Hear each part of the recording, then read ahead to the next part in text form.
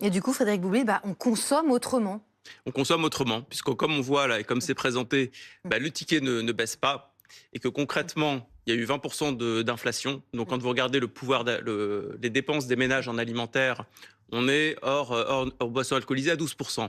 Ce qui veut dire que toute chose égale par ailleurs, l'effet inflation en 3 ans, c'est qu'on passe de 12 à 15. C'est ça que ça veut dire. Donc quand on n'est pas capable de tenir cette hausse, on va acheter différemment. On va acheter en seconde main pour les produits qui sont non alimentaires. On va trouver des canaux de vente aussi qui sont des canaux complémentaires en fait et qui permettent de trouver des produits moins chers, soit parce que vous avez des durées de vie plus courtes. Par exemple, vous achetez des produits à date de consommation, à date de péremption très proche, et là vous pouvez payer Tous les parfois. supermarchés ont des rayons spécifiques maintenant. Alors, ils y viennent tous, ils y viennent tous, mais vous avez aussi des Dernière formats qui chance. sont spécifiques. Vous avez aussi des formats qui sont spécifiques aujourd'hui, avec des produits, des légumes moches, avec des produits à date courte, avec des produits qui sont des produits de fin de stock qui n'ont pas trouvé leur succès dans les canaux traditionnels. Et les consommateurs qui sont très avertis aujourd'hui, ils vont chercher en fait dans ces canaux la meilleure manière de faire en sorte que ce 100 euros qu'ils dépensaient il y a 3 ans, 4 ans, et pas uniquement le 8 février 2024, ils puissent se maintenir. Parce qu'en fait, eux, ils regardent à 3 ans, ils regardent pas tous les mois en fait l'indicateur avec une précision statistique. Ils ont un ressenti qui est un ressenti beaucoup plus charnel, émotionnel. Bah oui, je vois ce que je peux mettre ou pas dans mon panier. En fait. Exactement. Il y a même des influenceurs des prix.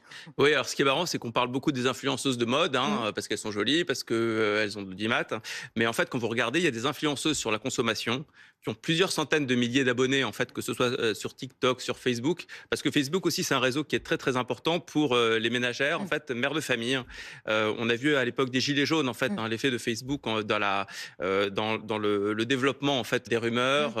Et là, on y partage des bons plans. Et là, vous y partagez des bons plans. Vous avez des influenceuses qui vont expliquer comment elles ont économisé cette semaine plus de 100 euros.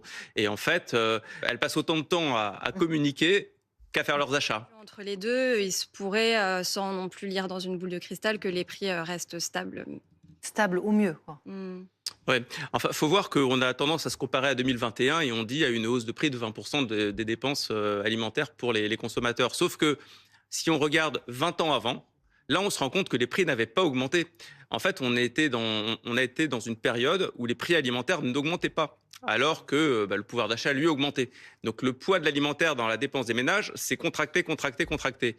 Ça devient peut-être un petit peu normal que sur ces 3 ans, on ait eu un effet rattrapage.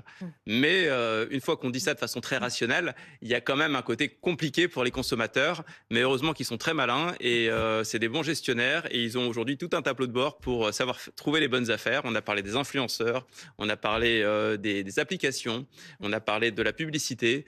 Aujourd'hui, ce sont des vrais gestionnaires pour piloter leur budget. Merci beaucoup en tout cas.